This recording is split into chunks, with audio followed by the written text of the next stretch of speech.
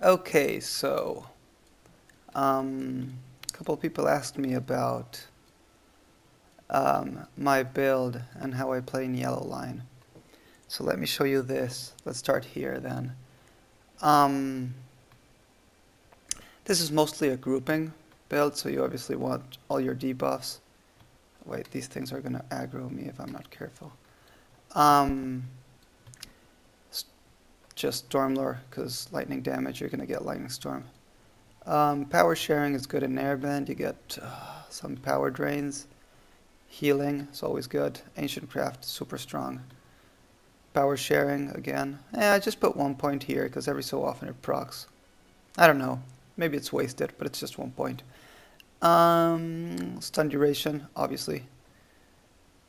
Grace period. This is really good, especially in small groups.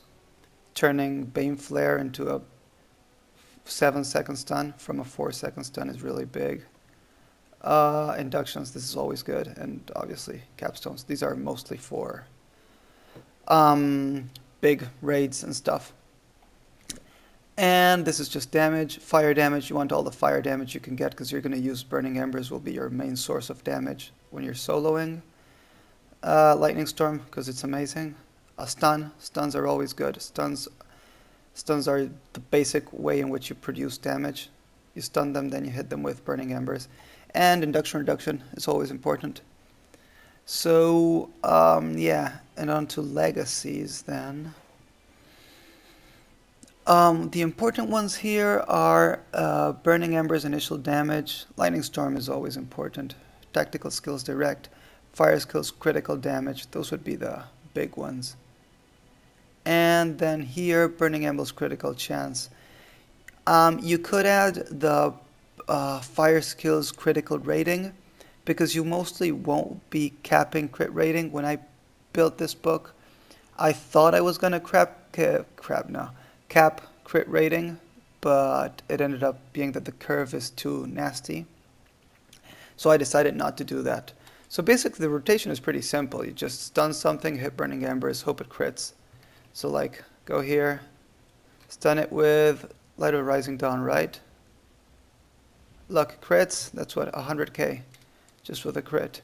Because of the combination of all the traits and legacies we have. So then you stun the next one with Test of Will. And then, boom, another crit. I have a 50, nah, it's not 50%, it's, what is it? My book gives me 25%, and my crit rating is 21, so that's 49%. No, not 49.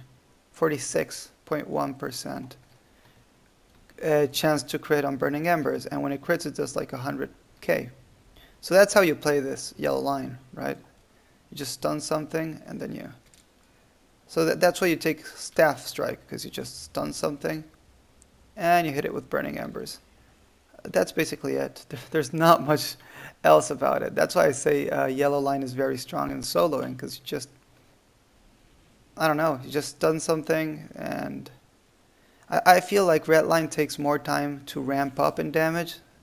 It's good when you get to put Sticky Gourd in the ground, and then stack up the Burning Embers, and then the dots just get insane, right?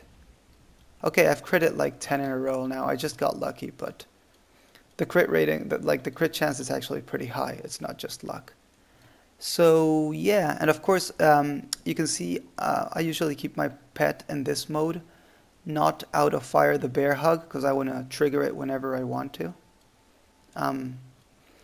The other video I posted is good to see how I play around denser mobs. I use dazes a lot.